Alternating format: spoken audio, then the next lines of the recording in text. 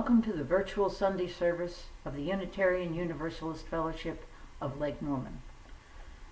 Our fellowship walks in diverse paths to find meaning and purpose, but we are united by our belief in the inherent worth and dignity in all, and by the commitment to express our faith through acts of justice and compassion. My name is Sandy McFeely, and I've been an active member of this congregation since 2013.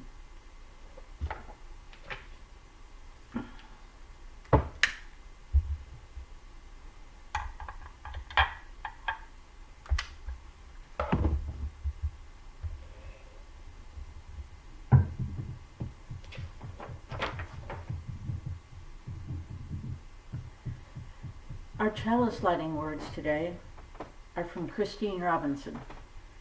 We gather this hour as people of faith, with joys and sorrows, gifts and needs.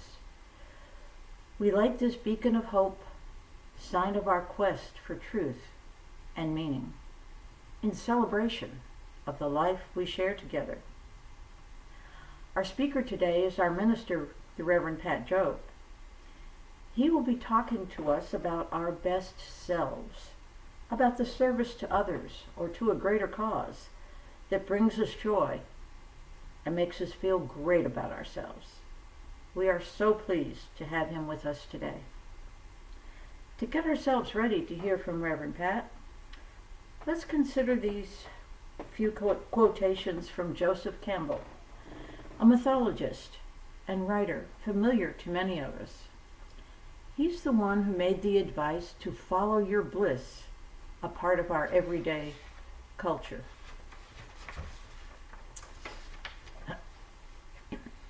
If you can see your path laid out in front of you, step by step, you know it's not your path. Your own path you make with every step you take. That's why it's your path. The cave you fear to enter holds the treasure you seek. And finally, follow your bliss, and the universe will open doors where there were only walls. A friend asked me over lunch about my work, about what I'm hoping to accomplish in ministry. I told him I hope that my work will energize people for the joy of love and life.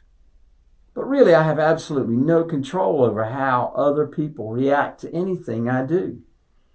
My only job is to be my best self. Looking back at that last sentence, I can see that it smacks of a bit of egocentrism. Am I so deluded as to think all I can accomplish is about me? Me? Let me rephrase. Life, birth, environment, history have brought me to this point with these gifts, with this point of view, with this knowledge, attitudes, beliefs. Here I am. This is me. As I remember and look around, I can connect with things that have happened in my life that other people have judged to be good work. Although I'm not actively volunteering in the field right now, I do have a history of working for battered women and their children in many communities. What good was all that? Here is my favorite story from that work. Out mowing the grass in front of the shelter in Marion, North Carolina, a woman walked up and signaled that I should turn off the mower and stop mowing. She said to me, "These women in this shelter tell me you had something to do with this shelter being here." I agreed that I had been among the organizing group, that we had raised money, published articles in the newspaper, recruited volunteers, painted and fixed up the place. She then said, "Well, I just want to thank you for saving my life and the lives of my 5 children. When I came here, my husband sat across this place with a shotgun across the front seat of his pickup truck. And he threatened us nearly every day for 10 days. Finally, the police and these ladies up here in this shelter convinced him to leave. But it took people like you to put all this in place. At that point, she let me get back to mowing the grass. Now, obviously, I love that story because it makes me look like a hero. But I want you to think about it very carefully. Am I telling it to make you feel guilty because you don't have a similar story of mowing similar grass? Of course not. Am I telling it to you to inspire you to help women who have been terrorized in their own homes by their husbands and boyfriends? No, not that really, although I would be delighted to facilitate such volunteering if you hanker in that direction. I tell it to get back to that earlier statement about my job being to be my best self. That's all I can do. Did my being my best self save that woman and her 5 children? At least in part, it did. Several hundred other people in our community and I saved that woman and her 5 children. Several hundred other people and I have helped dozens, maybe even hundreds of women over the years escape violence and terror in their own homes. But we didn't do it out of a sense of justice or empathy or love or compassion, even though all of those played a part. We did it because it was within our best selves. That work was who we were. There was something inside us that made us feel good, made us feel connected to the work, gave us joy and peace and love and freedom to be our best selves. And here's how I know this is true. We could have been doing some wonderful work that was just as important somewhere else, in some other field. Are you with me? We could have been putting on a play that would have lifted the hearts of audiences and inspired them to be their best selves. We could have been leading a scout troop or coaching a youth sports team. We could have been fostering a child who had survived abuse or raising money to feed the hungry, clothe the naked in a refugee camp. The list goes on and on. We could have been writing beautiful poetry or raising a garden out of which we fed our families and our neighbors. You will often hear me borrow from my dear colleague, Meg Barnhouse, who is the minister of First Unitarian Universalist in Austin, Texas. Bless her heart. She knew of my love for the story of the Good Samaritan from the Christian tradition. Most of you know this story of the despised outcast. There was no more marginalized group in the time of Jesus. Black liberation theologian James McAfee Brown says if Jesus were telling that story today, he would talk about the good homosexual black communist. That's how the Samaritans were seen back in the day. This poor guy's robbed and beaten on the Jericho Road, or maybe on Interstate 77. He's lying in a crumpled heap, bleeding and moaning, and this well-respected rabbi passes by because he's been called to the hospital ICU to read scripture to a dying member of his congregation. Next comes along the famous TV preacher who passes by because he has studio time booked at a fairly hefty rate, so he can't stop and help the poor guy. The one who stops is a black homosexual communist. He does what he can to attend to the wounds, takes the guy to a local urgent care center, which is next door to a nice hotel, and gives his credit card information to both the care center and the hotel. But my friend Meg Barnhouse says that is not the whole story. That's the story Jesus told. But today there are many, many people beaten, wounded, bleeding, and hungry. Meg Barnhouse says, in a 24-hour news cycle, there is always somebody in a ditch. So, never let me inspire guilt in you that you are not rescuing poor beat-up people on the side of Interstate 77. Rather, I would love for you to be your best self. Do you see the difference? I would rather you would paint a picture or write a poem or hold a yard sale if that tickles your fancy, because any of those may well be your best self. Here's another of my favorite stories. When I was 12 years old, I believed I could organize all the 12-year-olds in the world. And we would cure hunger, stop wars, put a community health clinic in every village in the world, and do a few other things to kind of spruce up the world. Take the hard edges off. I'll give you just a moment to imagine my 12-year-old brain convincing my 12-year-old body that such a thing was possible. One night my parents had a dinner guest who asked me about my dreams. I told him the plan. And he said to me, "I bet you admire the missionaries who were slogging through the jungles with machetes, carrying penicillin for poor people who are dying." I told him, "Sure, I admire those people." He said, "What you don't understand is that those people are having the time of their lives. They love what they're doing as much as your daddy and I love getting out on the golf course and playing golf." That sounded to me like pure malarkey at the time. But now I know, of course, he was right. He was telling the truth. Maybe some heroic rescuer types do their amazing work out of a sense of obligation, but not many. Most are doing their thing because they love it. And if they don't love it, they won't do it for long. Emergency medical techs, firefighters, social activists, reformers, protesters on the front lines of Black Lives Matter, or peace or criminal justice reform, they aren't there because they feel guilty or sad. They're there because, at least in part, they believe it is the best use of their best selves, and they love it. It is their best work being done by their best selves. I cannot tell you how important it is that we embrace this model. Jan Parsons is a dear UU in Augusta, Georgia. She told me after one of my sermons, she said, "UUs suffer issue fatigue. You bet your sweet potato we suffer issue fatigue. We suffer looking at a laundry list of social challenges. We suffer knowing that in a 24-hour news cycle, there is always somebody in the ditch.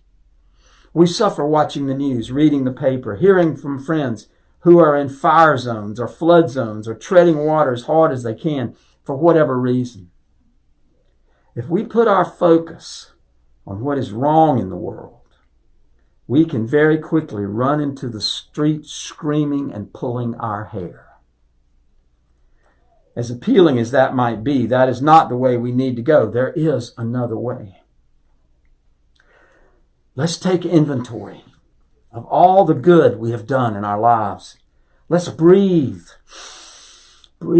gently of the smallest kindness. These small kindnesses build into great love. Mother Teresa said, "We are not called to do great things. We are called to do small things with great love." That's an extraordinary difference. Don't waste time on guilt. Imbue your life with great love for whatever you are doing. Guilt says, "I'm not doing enough."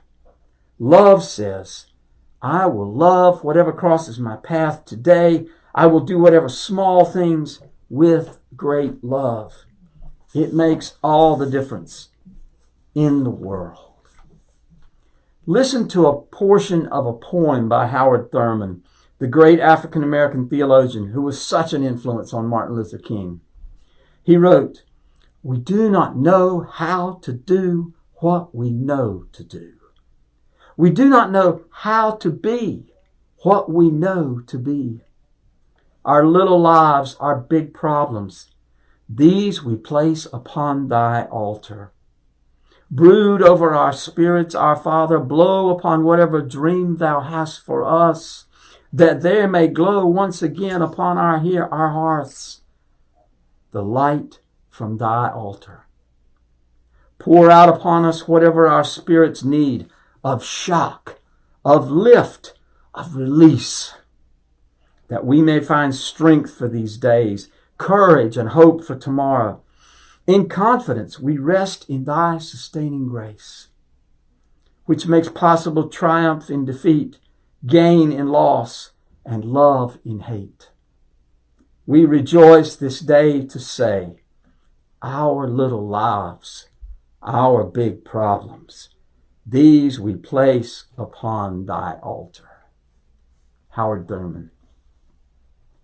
While many of us are not theistic in our approach to life, while many of us do not believe in a separate God who throws down lightning bolts or answers prayers, we can find in this poem a petition to the larger forces of life, the overarching fates or luck or whatever moves outside our immediate influence, and sometimes gives us strength and hope.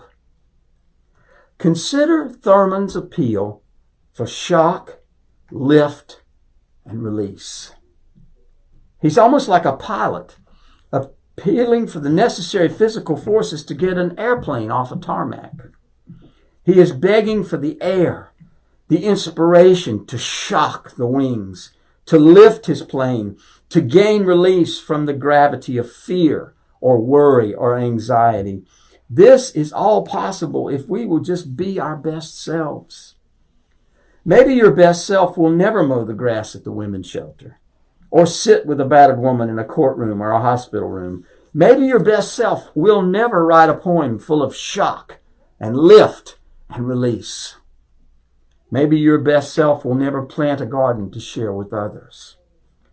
But in these few minutes we have together, I urge you to take inventory. Think back on the moments of your best kindnesses, the times you showed up for someone in trouble, the times you made a phone call that gave encouragement to a friend or a relative. These are truly Mother Teresa's small acts with great love. As my youngest son likes to say, this is not rocket surgery.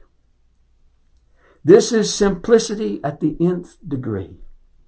Some of us may be called to great inventions or innovations or starring in a movie or an Olympic sporting event. But most of us are called to poems and gardens and mowing the grass. Not many people win gold medals. All of us can do small things with great love. Finally, I think we're talking about catching the wind. In the Aramaic language, the word for wind is the same as the word for spirit and for breath. English translators struggled with the words of Jesus to know which word he was using. When he talked about the wind in the trees, he may well have been talking about a spirit or a breath in the trees. When we catch the wind, we may be aware that our sails are very small. The tallest ships or the biggest ships are tiny by comparison to the wind. We all need to catch the wind. Our sails are worthless without wind. Our lives feel meaningless, routine, exhausting, unless we catch the spirits and breaths of things beyond ourselves. That's how we do small things with great love. That's all I've got for a sermon this morning. I hope you caught a little wind from it, a little spirit, a little breath. At 11 this morning, we're going to watch Suppressed, a short documentary about voter suppression in Georgia's governor's race in 2018. And we're going to have a conversation about it after we watch it. This film blew my mind. I could not believe the brash ways in which voting was suppressed in this election. It was shameless and wrong. Please join us and join the discussion afterward.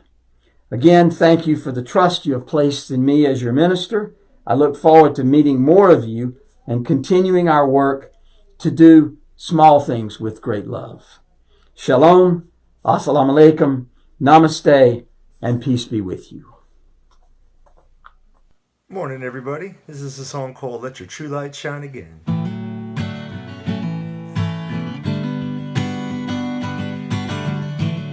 Clear winds blow down this road ahead.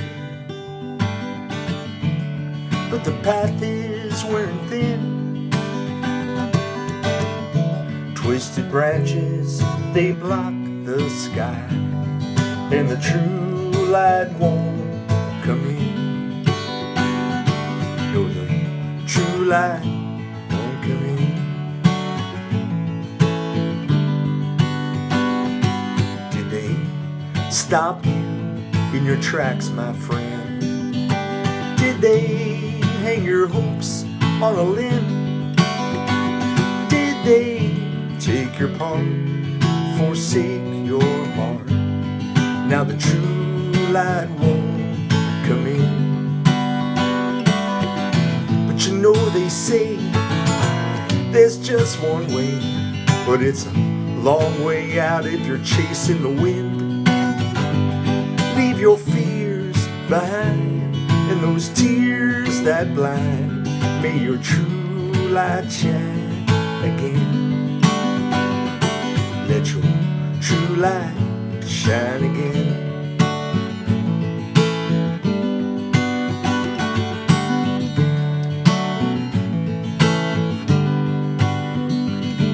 Oh, the years have passed since we were young. Fields were flush in the spring. Whoa, water flowed down those hills of gold, and the bells of love would ring.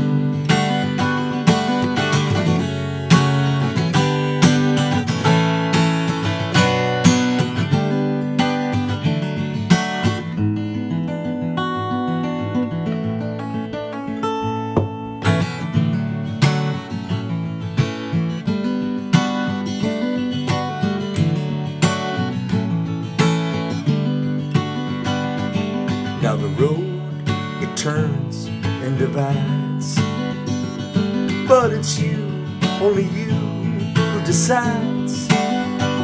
Let the lies grow cold, may your love unfold. Let your true light shine again. Hey, you know it's true, it's up to you, but it's a long way out if you're looking to roam. Leave your fears behind and your tears that blind. May your true light shine again. Let your true light shine again. May your true light shine again.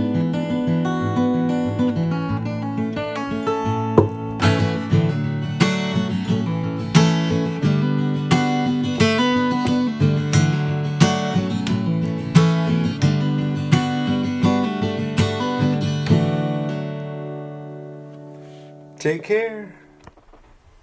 Thanks to you, Reverend Pat, for your wise words and encouraging message today.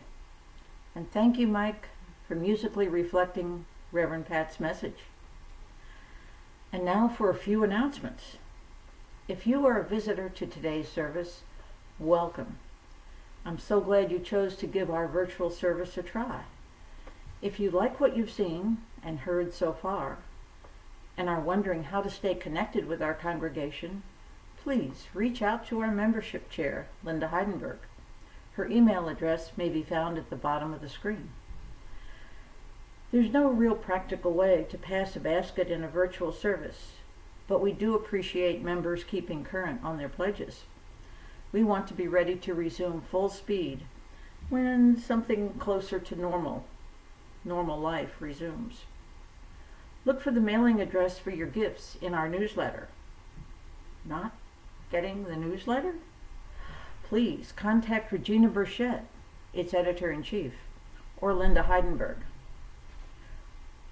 We strongly encourage members and friends to continue staying in touch with each other by phone, text, email, other social media that I don't know much about, even Skype or Zoom, whenever possible in these terrible times.